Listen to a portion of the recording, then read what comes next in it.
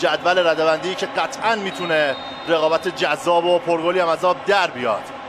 خیلی سریع عرض بکنم که امشب برای تیم میزبان سید حسین حسینی درون دروازه قرار گرفته. محمد حسین مرادمند، روزبه چشمی، آرمان سهرابیان، مهرداد محمدی، سعید مهری، مهدی مهدیپور، کوین یامگا، آرمان رمضانی، سید ابوالفضل جلالی و آرش رضاوند دیگر نفرات تیم آقای نکونام رو تشکیل دادن. اون سمت هم آقای سید مجتبی حسینی از محمد خلیفه تو دروازه خودش استفاده کرده. احسان قهاری، مهدی لیموچی، امین جهانکهن، مرتضی تبریزی، سید مهران موسوی، یونس اکبرپور، بهروز نوروزیفرد، عارف حاجی حیدی، میلاد بدرقه و محمد مهدی 12 امتیاز کسب کرده و تو رده چهارمه.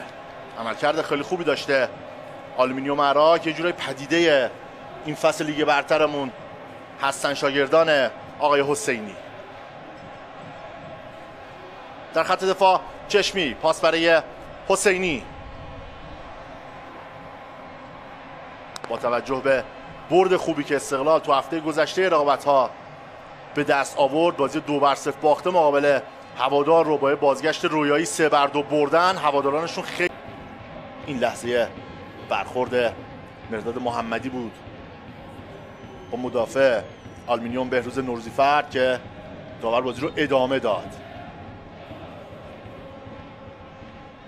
حرکت کرد ولی به توپ نرسید. حالا جلالی از این موقعیت استفاده میکنه. دوباره آرمان رمضانی ضربش رو میزنه و یک سرعمل خوب از خلیفه یامگا توپ رو از بالای دروازه به بیرون فرستاد.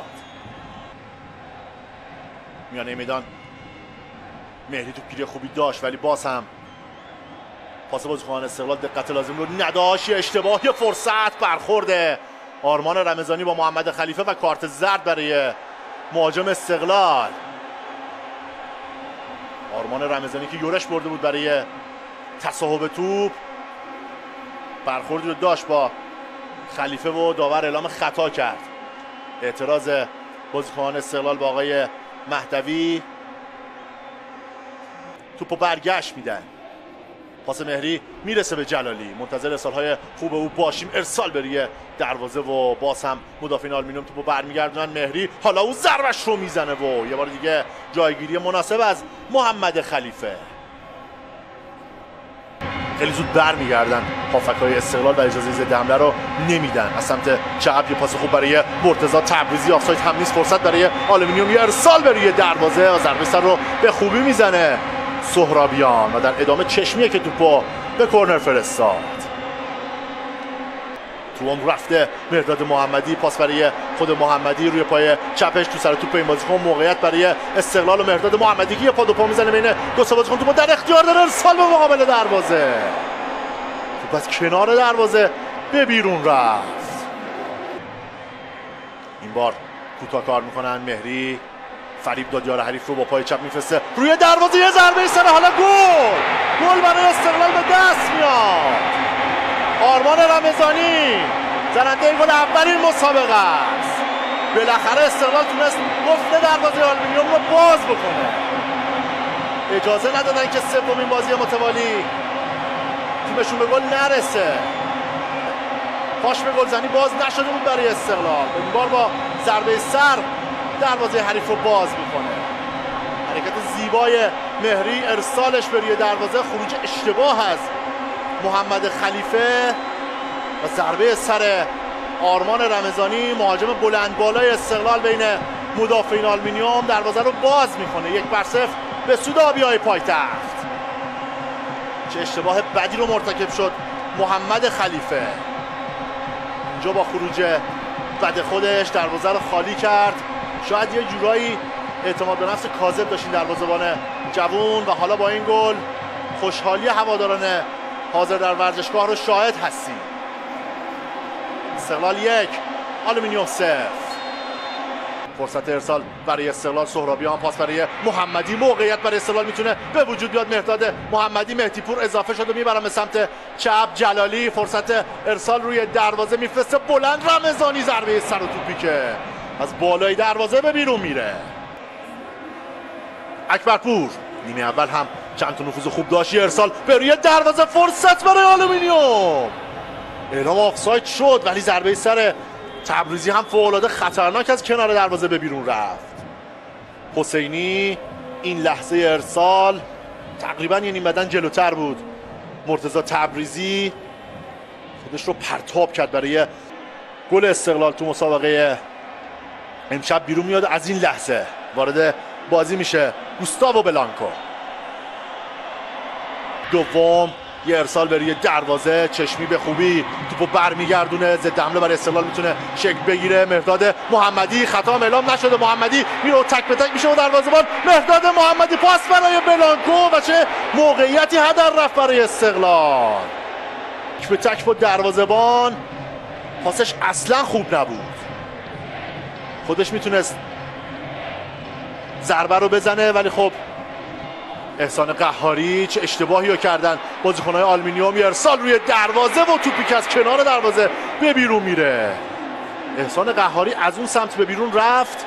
زیرکی بازیکن‌های استقلال از همون سمت حمله خودشون رو انجام دادن. یه بار دیگه با هم ببینیم این ارسالی که اومد روی دروازه، تو با پای بازیکن آلومینیوم هم اصابت داشت. اینجا کاملا مشخص بود به بیرون رفت ولی داور ضربه دروازه گرفت. پاس خوبه مهدی پور به فضای خالی سمت چپ. حرکت سهرابیان، نگاهش به مقابل دروازه است. اتفاقات محوطه جریمه. جلالی تو سر توپ این بازیکن باید با پای چپ ارسال بکنه، میفرسته روی دروازه. موقعیت برای استقلال و توپی که برگشت شده میشه. بلانکو و یامگا دو یار خارجی استقلال روی هوا بلند شدن برای زدن ضربه سر ولی خب موفق نبودن. رضاوند و ضربه‌ای که زد و توپ برگشت شده شد. حالا ضد حمله تبریزی، خطا و یه درگیری بین مرادمند و مرتضی تبریزی. اونجا مقدار درگیری شدید شده بین بازیکنان دو تیم. مرادمند روی زمین افتاد، کاملا دیگه شلوغ شد و همه بازیکنان دو تیم اونجا حضور دارن. آقای سامره هم میاد و دخالت میکنه. آقای زرگر هم هست. آقای حسینی هم خودش وارد زمین شد تا به این قائله خاتمه بدن. یه برخورد کاملا فوتبالی بود، برخورد مرادمند و تبریزی، و در ادامه هر دو بازیکن عصبانی شدن و با هم دیگه برخوردایی رو داشتن. باید دید تصمیم آقای مهدوی چه خواهد بود. فعلا که ایستاده و سعی میکنه که خونسردی خودش رو حفظ بکنه. داور این دیدار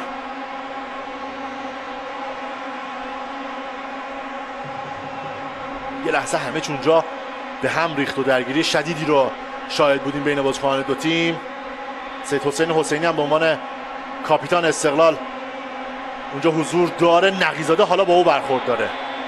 یه مقدار اوضاع آروم شده بود که نقیزاده برخورد رو داشت با سید حسین حسینی.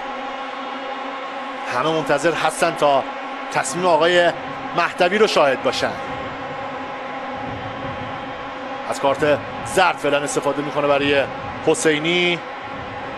باید بره و تو دروازه تیمش قرار بگیره. سید حسین حسینی تذکر شدیدی رو هم دریافت کرد از آقای مهدوی. ترسید روز به چشمی که بخواد از کارت زرد دوم استفاده بکنه. آقای مهدوی باید دید بازیکن بعدی که کارت میگیره متوقف شد، میخواست خیلی سریع کار رو به جریان بندازه. مرادمند مانع از او شد و اینجا دیگه درگیری ها خیلی شدت گرفت. مرتضی تبریزی که روی زمین بود، حاجی ایدی اومد یه سالتو زد به مرادمند، مهری اضافه شد و درگیری هایی که اونجا ادامه پیدا کرد. یه کارت زرد رو هم میگیره مرادمند به خاطر این برخورد هایی که به وجود اومد. دوباره همکاری یاران استقلال توپ آوردن به زمین خودشون. چشمی قصدش بیشتر دفع توپ بود تا اینکه بخواد ارسال پاس داشته باشه. باز هم آقای مهدوی سوت میزنه. کارت زرد دوم برای مرادمند و او اخراج شد. نگاه همراه با بهت محمد حسین مرادمند و کارت قرمزی که گرفت و بعد از زمین مسابقه بیرون بره. آقای مهدوی محمد حسین مرادمندی که ظاهرا قصد خروج از زمین مسابقه را هم نداره و همراه جعفر سلمانی و ارسلان مطهری ظاهرا بازیکنانی هستن که میخوان به بازی بیان برای استقلال. صحبت های آقای نکونام با سلیمی و مرادمندی که بالاخره با حضور آقای زرگر توسط آقای نوازی مشاهد میشه و بیرون میاد. نداره ضد حمله سریع برای استقلالی ها. باید ببینیم از این موقعیت میتونن استفاده بکنن یا نه. مهری پشت محوطه جریمه پاس برای بلانکو، میبره به چپ، موقعیت عالی برای استقلال. توپی که از کنار دروازه به بیرون میره. چه فرصتی بود برای زدن گل دوم و پایان دادن به برتری استقلال و کسب 3 امتیاز. فعلا که این اتفاق نیفتاده. کورنر برای استقلال با این حمله‌ای که داشتن. فخرالدینی این بار کوتاه کار میکنه تو محوطه جریمه، یه ارسال به روی دروازه در مقابل دروازه، تیر دروازه به لرزه در میاد. تو گل نمیشه، تو گل نشد. خوش شانس بودن استقلالی ها که تو لحظات پایانی دروازهشون باز نشد. چه هرسی میخوره روزبه چشمی، چه فریادی میزنه بر سر دیگر بازیکن جوون استقلال. و سید حسین حسینی که توپو در اختیار گرفت و یه نفسی به راحتی کشیدن هواداران استقلال. یه بار دیگه با هم ببینیم. این بار فخرالدین نفرستاد، این پاس با بیرون پا چقدر خطرناک بود که توپی گل نشد توسط یار تعویضی آلومینیوم رضا جبیره. این ضربه با نوک پای چپ، توپ رفت و با برخورد به تیر دروازه. این هم حالا سوت پایان این مسابقه، برتری 1 گله استقلال مقابل آلومینیوم عراق. 3 امتیاز حساس و حیاتی و شیرینی که تو ورزشگاه آزادی یک بار دیگه به دست میاد و صدر جدول به رنگ آبی تغییر پیدا میکنه تا بازی بعدی پرسپولیس. امیدوارم که این دیدار مورد توجه شما عزیزان قرار گرفته باشه. همراه میشیم با محمد رضا احمدی تا دیداری دوباره. خداوند یار و نگهدارتون.